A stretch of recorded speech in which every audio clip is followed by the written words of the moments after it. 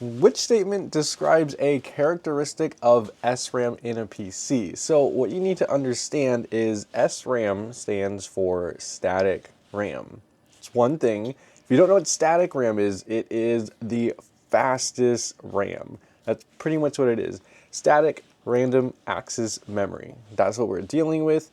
And let me tell you the explanation for it. It is primarily used for cache memory because it's more efficient than DRAM. It's so fast. It stores frequently accessed data into the CPU, reducing access times.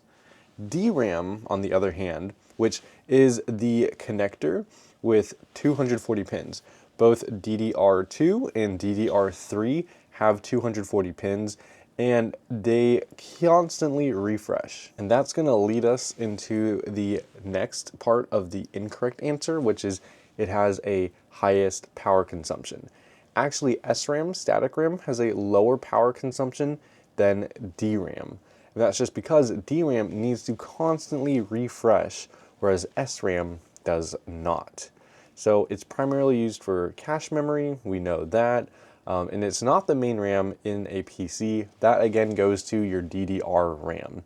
That's the RAM sticks that are in your motherboard where you slot them in, the big sticks with the pins. So yeah, that's pretty much it. DDR RAM, it's a connector with 240 pins, at least DDR2, DDR3.